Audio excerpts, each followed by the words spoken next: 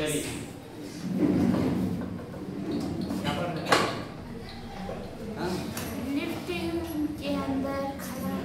क्या पढ़े थे लिफ्ट के अंदर जब व्यक्ति विरामावस्था में हो। सबको गुड मॉर्निंग, जय श्री राम, जय श्री श्याम, जय जवाहर, जय छत्तीसगढ़। मेरे चैनल को सब्सक्राइब कर दीजिएगा, लाइक कर दीजिएगा और शेयर कर दीजिएगा। ठीक है, अच्छा लगे तो लाइक कर दीजिए, अच्छा नहीं लगे तो ये से वाला बटन दबा दीजिए। चलिए देखें। अच्छा, कल क्या पढ़े थे? जब व्यक्ति लिफ्ट में हो और खड़ा हो, ऐसे ये खड़े रहे तो ना तो वो ऊपर जाएगा और ना ही नीचे जाएगा। तो नीचे वाला भार बल W बराबर mg और ऊपर वाला प्रतिक्रिया बल, दोनों एक दूसरे कैसे होते हैं? बराबर। तभी व्यक्ति संतुलन की स्थिति में रहता है। यदि ऊपर वाला लगा, नीचे वाला नहीं लगा, तो आप ऊपर की ओर चले जाओगे। यदि ऊपर की ओर नहीं लगा, नीचे की ओर बस लगा, तो आप नीचे की ओर पहुंच जाओगे। ऐसा है। तो चलिए देखें। तो आप सेकेंड स्थिति देख रहे हैं। यदि व्यक्ति लिफ्ट के अंदर हो, इसके अंदर लिफ्ट के अंदर खड़ा हो, जो A त्वरण से गति करे, किस ओर गति करे? ऊपर की ओर। किस ओर गति करे? ऊपर की ओर। ठीक है, अब देखना, इमेजिन करना ना बेटा। आप लिफ्ट में खड़े हो और वो लिफ्ट जा रहा है ऊपर की ओर। ध्यान समझना, आप लिफ्ट में खड़े हो गए, इमेजिन करते जाइए। लिफ्ट में खड़े हो गए हो, अब जैसे ही लिफ्ट ऊपर की ओर जाता है तो आपको भारी भारी महसूस होता है कि नहीं? है ना, होता है ना। ऊपर जाते हो तो नीचे से ऊपर जाते हो तो एकदम भारी भारी महसूस होता है। अपना भार कैसा लगा था? बढ़ा हुआ है, ऐसा लगता है मेरा भार बढ़ गया है, ऐसा लगता है। क्यों लगता है? देखिए, इसलिए लगता है क्योंकि आपके ऊपर नीचे की ओर कौन सा बल लग रहा है? भार बल W बराबर mg, मतलब गुरुत्वीय बल बोल सकते हैं ना। गुरुत्वीय बल आपको नीचे की ओर खींचता है, उसी कारण आप नीचे में रहते हो, है ना। तो उसके विपरीत आप जा रहे हो, मतलब आपका भार क्या होगा? ज्यादा, तभी तो उससे जा रहे हो ना। वरना अगर कोई तुमको कंट्रोल में रखा रहता, कंट्रोल में रखे है ना, कोई व्यक्ति तुमको कंट्रोल में रखे, तो आप वही रहोगे। और जैसे तुम शक्तिशाली हो गए तो नहीं रहूंगा, जा दूर लो, तो तुम्हारा बल क्या हो जाएगा? ज्यादा। तुम्हारा भार क्या हो जाएगा? ज्यादा। इसलिए ना, तब वो गुरुत्वीय बल से क्या होता है? दूर जाता है। गुरुत्वीय बल कहाँ लगता है? उसके विपरीत, नीचे खींचता है किसी व्यक्ति को, ऐसे करके नीचे खींचता है। लेकिन आप उससे कहाँ जा रहे हो? ऊपर जा रहे हो भाई, है ना। तो आपका भार क्या होगा? बढ़ा हुआ। और आपको वही व्यक्ति नीचे खींच दे तो आपका भार कैसा लगेगा? घटा हुआ प्रतीत होगा। जब आप ऊपर से नीचे आते हो ना, देखना अच्छा लगता है, वाह। तो आप ऊपर से यदि नीचे आ रहे हो तो आपका भार कैसा होता है? घटा हुआ प्रतीत होता है ना। मतलब वो गुरुत्वीय बल आपको क्या कर रहा है? खींच रहा है। F बराबर माइनस में क्यों लगा है? बताइए थोड़ा। क्योंकि नीचे की ओर गुरुत्वीय बल रहता है, वही आपको नीचे की ओर खींचता है। लेकिन आपका बल क्या हो? ज्यादा है। गुरुत्वीय बल नीचे की ओर, आपका बल कहाँ है? ऊपर की ओर, ऐसे ऊपर आपको लेके जा रहे हैं। तो इसलिए उसके विपरीत में क्या लगता है? माइनस का चिन्ह लगता है। कोई भी बल आपको नीचे की ओर खींच रहा है, आप ऊपर की ओर जा रहे हैं, तो कौन सा लगेगा? एक तरफ प्लस और एक तरफ माइनस। तो आपका बल ज्यादा है उससे, इसलिए F बराबर क्या लगेगा? माइनस। जब आपका बल कम हो जाएगा तो यही F बराबर क्या हो जाएगा? Plus mg। क्या हो जाएगा? Plus mg। जब आपको खींच लेगा इधर ना, जब नीचे आओगे ना, इससे लिफ्ट से आप नीचे आओगे तो F बराबर क्या लगाया जाएगा? Plus mg। लेकिन जब आप ऊपर जाओगे तो F बराबर क्या लगाया जाएगा? माइनस। हो गया? तो यहाँ से देखिए, चित्र तो समझ में आया।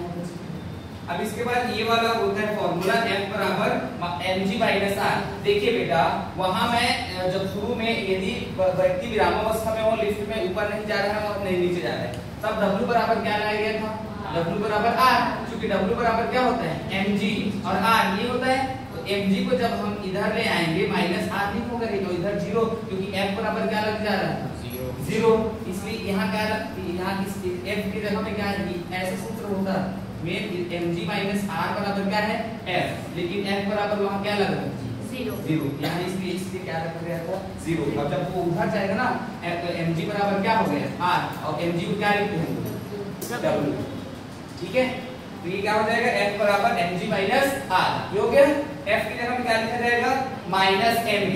अब माइनस आर इधर आएगा तो क्या हो जाएगा प्लस आर, और माइनस ए में उधर जाएगा तो प्लस ए, अर्थात m बाहर निकलेगा तो क्या आ जाएगा प्रतिक्रिया बल r बराबर mg प्लस a।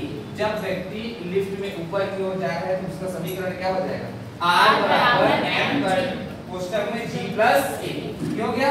अब यहाँ लिखना यदि व्यक्ति लिफ्ट में ऊपर की ओर एक तरफ से गति करे तो व्यक्ति को गुरुत्वीय बल के विपरीत जाना पड़ता है ना। गुरुत्वीय बल कहाँ लगता है नीचे, आप कहाँ जा रहे हो ऊपर, तो उसके विपरीत जा रहे हो ना गुरुत्वीय बल के। अतः इस स्थिति में व्यक्ति को अपना भार बढ़ा हुआ प्रतीत होता है। यहाँ तक आया समझ में?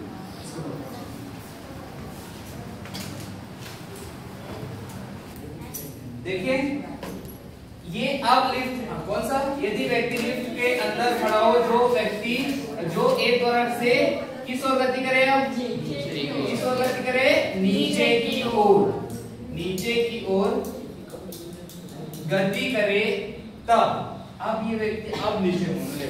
अब मैं आ गया, अब मैं ऊपर गया था, ऊपर गया था तो मेरा भार कैसा लग रहा था बढ़ा हुआ प्रतीत होता। अब ऊपर मेरा काम कंप्लीट हो गया है ना। अब मैं फिर से आऊंगा वही लिफ्ट में, और लिफ्ट में खड़ा होऊंगा, अब चालू करूंगा, बटन दबाऊंगा, टिक टिक टिक 0 1 चलो 1 चला है, टिक टिक टिक, अब ये बंद हो गया वो, ठीक है। अब चलो नीचे जा रहे हैं, अब जैसे ही नीचे जा रहे हैं अब समझ लो आपका भार कैसा प्रतीत होगा घटा हुआ, एकदम हल्का लगेगा। वाह अच्छा लग रहा है, बैठिए खड़े कर, अच्छा लगता है भाई यार देखना, अच्छा लगता है जब आप ना लिफ्ट के अंदर जब नीचे जाते तो मजा आता है, लेकिन जब ऊपर एकदम है ना। ये तो एक तरह से गति करे तो व्यक्ति को गुरुत्वीय बल के किस ओर जाना पड़ता है, गुरुत्वीय बल के नीचे की ओर, गुरुत्वीय बल के की ओर, गुरुत्वीय बल की ओर जाना पड़ता है। अतः इस स्थिति में व्यक्ति को अपना भार कैसा घटा हुआ प्रतीत होता है, कैसा प्रतीत होता है घटा हुआ प्रतीत होता है। यदि व्यक्ति लिफ्ट में ऊपर यानी देखिए ऊपर के नीचे की ओर ए त्वरण से गति करे तो व्यक्ति को गुरुत्वीय बल की ओर जाना पड़ता है। अतः इस स्थिति में व्यक्ति को अपना भार, इस स्थिति में व्यक्ति को अपना भार कैसा घटा हुआ प्रतीत होता है। तो बताओ इसका समीकरण अब क्या बनेगा, mg माइनस r, ये तो रहेगा। अब f की जगह क्या रखा जाएगा ma, अब क्या रखा जाए माइनस r इधर आएगा, प्लस m उधर जाएगा तो माइनस m, कौन कॉमन निकलेगा बेटा minus m, sorry m common निकलेगा तो क्या हो जाएगा g माइनस a। ये किसका समीकरण हो जाएगा, जब व्यक्ति लिफ्ट में नीचे की ओर गति करेंगे तो उसका प्रतिक्रिया बल r का मान क्या होगा m कोष्ठक में g माइनस a। g क्या है गुरुत्वीय त्वरण, a क्या है त्वरण, व्यक्ति का त्वरण कौन है a, और g कौन है गुरुत्वीय त्वरण, m क्या है द्रव्यमान, किसका द्रव्यमान वस्तु का द्रव्यमान, जो भी व्यक्ति है उसका द्रव्यमान, m क्या है व्यक्ति का द्रव्यमान, g क्या है गुरुत्वीय त्वरण, a क्या है व्यक्ति का त्वरण, जो भी ऊपर गति कर रहा है, r क्या है प्रतिक्रिया बल। f बराबर माइनस m में प्लस हाँ शुरू से फिर बनाओ इसे, f बराबर प्लस m में होना, तो मैं तो लिखा तो हूँ ले। फिर से चलिए देखिए, जब आपको कौन कौन सा स्थिति मिल गया, एक पहला क्या बोले, जब हम लोग व्यक्ति लिफ्ट में ऐसे खड़े रहे, ना तो ऊपर गए ना तो नीचे गए, हो गया फर्स्ट। सेकंड वाले में आप ऊपर की ओर गए, आपका भार कैसा लगा बढ़ा हुआ, जब आप नीचे की ओर गए तो आपका भार। और फोर्थ स्थिति ये है जब व्यक्ति का लिफ्ट खराब हो गया, चलो मान लिया जाए ना, तो वो ऊपर नीचे ऊपर नीचे ऊपर नीचे ऊपर उल्टी आ जाएगा है ना, दिन दिन ऊपर फिर नीचे फिर ऊपर, तो ज्यादा ज्यादा ऐसे होता है भाई, डर लगेगा ना एकदम ऊपर जा रहा फिर नीचे आ रहा फिर ऊपर जा रहा, तुम उस टाइम ये सोच रहे हो कि क्या मेरा भार कैसा लग रहा है करके, सोचे बताओ आप ऊपर और नीचे ऊपर नीचे ऊपर नीचे हो रहे हैं, बताओ सोचे क्या अपना भार अपने भार को बढ़ा हुआ है कि घटा हुआ है, सोचे तो उस समय आपका भार शून्य होता है। क्या होता है शून्य होता है। आप सोचोगे नहीं, तुम्हारा पता ही नहीं चलेगा तुम्हारा भार है कि नहीं। बताओ वो तो ऊपर जा रहा है नीचे जा रहा है, जब कोई वस्तु हल्का हो जाता है तो ऊपर नीचे अपने आप होता रहता है, उसको पता ही नहीं चलता है। अब तुम वैसे ऊपर जा रहा, फिर नीचे आ रहा, फिर ऊपर जा रहा, फिर नीचे आ रहा, तुमको खुद नहीं पता चलेगा तुम्हारा भार है कि नहीं, तुम्हारा वेट है कि नहीं, पता चलेगा क्या? नहीं चलेगा। तो उस स्थिति में व्यक्ति का भार क्या होता है? शून्य होता है, अर्थात उस पर लगने वाला त्वरण का मान क्या हो जाएगा? 0, है ना, उस पर कुछ नहीं लगेगा भाई। तब भी क्या होगा?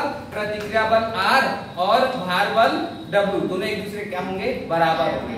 आपको पता ही नहीं चलेगा, शून्य रहेगा ना आपका बल, कुछ लग रहा है क्या आपके ऊपर? कुछ नहीं लग रहा है। तो एक प्रतिक्रिया बल और एक भार बल दोनों एक दूसरे कैसे हो जाएंगे? बराबर।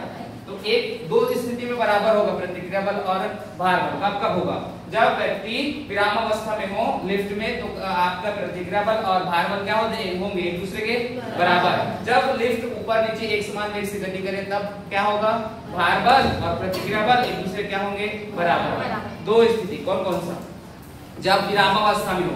दूसरा स्थिति जब एक समान वेग से लिफ्ट ऊपर नीचे गति करे तब व्यक्ति का प्रतिक्रिया बल और भार बल दोनों एक दूसरे कैसे होते हैं? बराबर। याद रहेगा।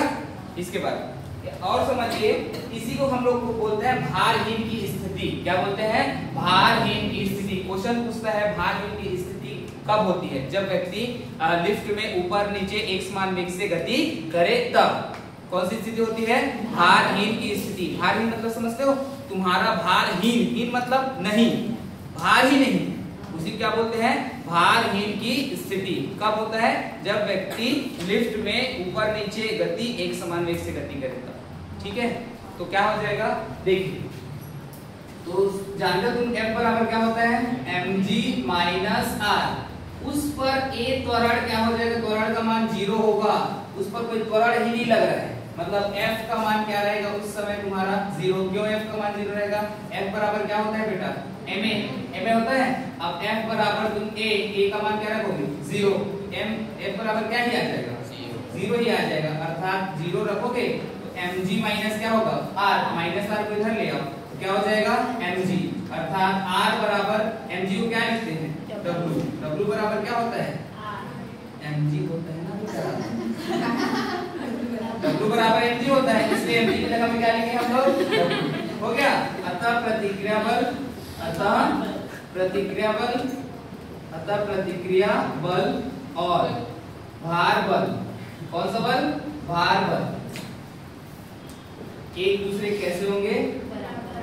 एक दूसरे के बराबर होते। कैसे लिखोगे?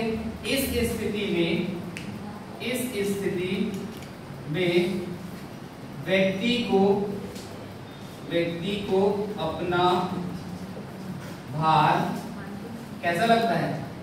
शून्य प्रतीत होता है, मतलब उसको पता ही नहीं चलता कि मेरा भार है कि नहीं। लिख लो इसको। इसी को क्या बोलते हैं? इसी को भारहीन की स्थिति कहते। लिख लीजिए। नहीं बना सकते हैं, लेकिन चलिए देखिए, घर्षण में यहाँ है फ्रिक्शन। ठीक है, घर्षण को इंग्लिश में क्या बोलते हैं? फ्रिक्शन। घर्षण में इंग्लिश में क्या बोलते हैं? अब कुछ नहीं बात है, अब ध्यान से समझिए ना, मेरे तरफ देखिए, नॉर्मल जिंदगी बताते हैं। बहुत बड़ा पत्थर है,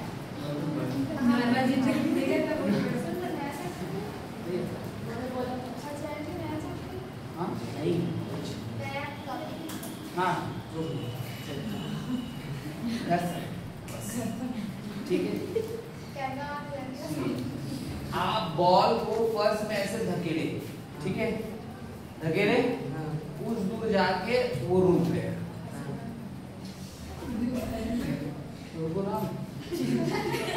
कार में बैठे हुआ, कार का इंजन निकाल, कुछ दूर चलेगा फिर वो रुक जाएगा। लेकिन न्यूटन के गति के नियम के अनुसार, प्रकट नियम के अनुसार क्या बोलता है? यदि कोई वस्तु गतिशील है तो वो गतिशील ही रहेगी, यदि कोई वस्तु स्थिर है तो स्थिर रहेगी। बट वो कार क्यों गतिशील नहीं रहा? वो बॉल क्यों गतिशील नहीं रहा? बताइए। घर्षण लगता है। तो घर्षण क्या करता है? किसी वस्तु को क्या करता है? रोकता है। तो ये एक विरोध करता है कि नहीं गति का, तो यहीं से पता चल जाता है घर्षण एक कैसा है, विरोधी बल है।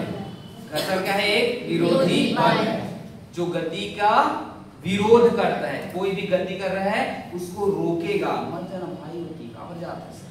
अब जैसे इधर जाएगा ये वस्तु, इधर ऐसे गति कर रहा है तो इसके विपरीत कौन लगेगा, घर्षण। ये इधर से गति कर रहे हैं, है ना। अब मान लीजिए ये तो एक हो गया गति वाला। घर्षण के दो प्रकार होते हैं, सॉरी 3 प्रकार होते हैं। एक स्थितिक घर्षण होता है, स्थितिक घर्षण, और एक होता है गतिक। क्या होता है, गतिक घर्षण। तो ध्यान से समझिए, एक होता है तीसरा वाला सीमांत संतुलन की स्थिति। क्या बोलते हैं, सीमांत संतुलन की स्थिति। ठीक है, सीमांत संतुलन की स्थिति।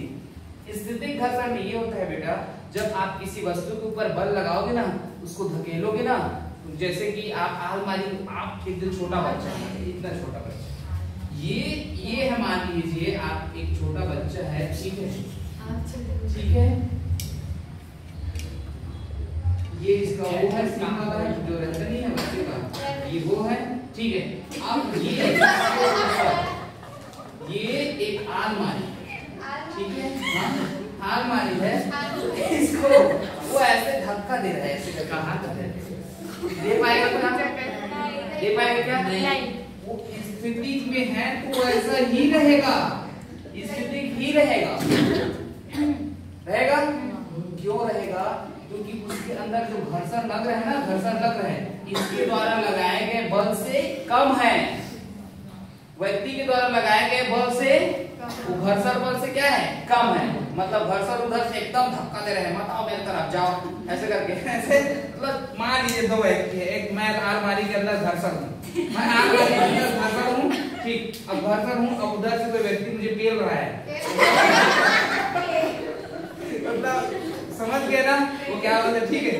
अब इसके अंदर मैं क्या करूंगा, अब वो जो बल लगा है उसको धकेलूंगा, माता करके। अगर उसका बल कम है तब, उसका बल क्या है, कम लग रहा है, इससे कम लग रहा है, घर्षण से कम लग रहा है। इसके द्वारा लगाया गया बल, व्यक्ति के द्वारा लगाया गया बल वो घर्षण से कम है, ठीक है। अब ये घर्षण भी उधर से धक्का दे रहा है और व्यक्ति भी इधर से धक्का दे रहा है, दोनों। अगर घर्षण का वाला ज्यादा बल है और इसका कम है, तो बताओ अलमारी इधर से उधर हो पाएगा क्या? अगर व्यक्ति और ज्यादा धक्का दे दे ऐसे करके, वो घर्षण वाले बल से क्या हो जाए, कम, तो घर्षण वाला बल ऐसे फिर मतलब अलमारी नीचे की ओर गिर जाएगा भाई, क्योंकि घर्षण बल से क्या हो गया, उसका बल क्या हो गया, व्यक्ति का बल क्या हो गया, घर्षण बल से ज्यादा बल है ना। अब देखिए आप सीमांत संतुलन की स्थिति समझो, सीमांत संतुलन की स्थिति समझिए। सीमांत संतुलन की स्थिति मतलब एक वो रहता है ना, रबड़ रहता है, रबड़ रहता है ना, आप रबड़ को ऐसे करके खींचो, खींचे, एक स्थिति ऐसे आएगा जब वो टूटने वाला ही रहेगा, मतलब अंतिम स्थिति आ जाएगा, उसका अंतिम चरम सीमा आ जाएगा। अब बोलेगा कि मैं टूट जाऊंगा, मत खींचो मुझे, ऐसे करके, है ना। अब ऐसे खींचे, एक स्थिति ऐसा आता है जब वो टूटने ही वाला होता है, और जैसे ही टूटने वाला हो तुम छोड़ देते हो, फट से टूट जाएगा, ऐसे करके छोड़ देते हो ना। तो वही जो अंतिम स्थिति आया वही क्या कहलाता है, उसका सीमांत संतुलन। मैं संतुलन में हूँ, अगर मेरे संतुलन से तुम बाहर किए तो मैं टूट जाऊंगा, है ना। वो संतुलन में रहता है, कब रहता है, जब उसका अंतिम छोर आ जाए। अंतिम छोर मतलब वहां से वो क्या करेगा, टूट जाएगा, वही उसे क्या कहलाती है, सीमांत संतुलन। मतलब व्यक्ति का अंतिम स्टेज जब वो मर रहा है ना, वो उसका अंतिम है। अंतिम मतलब समझ गए ना, अंतिम स्थिति आ गए, मतलब वो अब जाने वाला है दुनिया से, उसी का समय क्या कहलाएगा, सीमांत संतुलन, मतलब लास्ट स्थिति क्या कहलाता है, सीमांत। वो टूटने ही वाला है, टूटने ही वाला है, वही क्या कहलाता है तुम्हारा, सीमांत संतुलन। स्थितिक घर्षण मतलब होता है वो स्थिति में ही रहता है, और गति मतलब वो गति में रहता है। तो गति का विरोध करता है तो गतिक घर्षण, और स्थिति का विरोध करता है तो स्थितिक घर्षण। जैसे यहाँ अभी विरोध कर रहा था, घर्षण बल इधर से लग रहा था, उधर से व्यक्ति का लग रहा था, लेकिन घर्षण बल ज्यादा था किसके, व्यक्ति के बल से, तो कौन सा घर्षण लगेगा, स्थितिक घर्षण। जब वो अलमारी नहीं डोलेगा तो स्थितिक घर्षण, ठीक है। और जब अलमारी इधर हो गया तो कौन सा घर्षण कहलाएगा, गतिक घर्षण। जब वो आलमारी नहीं हिला, इधर उधर नहीं हुआ, तो कौन सा घर्षण कहलाएगा? स्थितिक घर्षण। और जब आलमारी इधर हो गया मतलब कौन सा घर्षण कहलाएगा? वो गतिक घर्षण। समझ में आया? गतिक घर्षण मतलब हम धक्का देंगे किसी वस्तु को तो आगे की ओर जाएगा, मतलब कौन सा घर्षण कहलाएगा? गतिक घर्षण। यदि वो वैसी की वैसी रहा तो कौन सा घर्षण कहलाएगा? स्थितिक घर्षण। यदि अंत आ गया, अंतिम स्थिति आ गया, टूटे ही वाला है, तो कौन सा घर्षण? समझ में आया? यदि कोई किसी वस्तु पर बल लगाया जा रहा है तो वस्तु स्थिर है, तो वो क्या क्या कहलाएगा? कौन सा घर्षण कहलाएगा उस पर? स्थितिक घर्षण। यदि वही इधर उधर हो गया तो यदि अंत में आ गया, ऐसा खींच दिए हो और अंतिम स्थिति आ गया तो कौन सा घर्षण? ठीक है, चलिए एक करके उसका परिभाषा लिखिए। सबसे पहले घर्षण का लिखेंगे।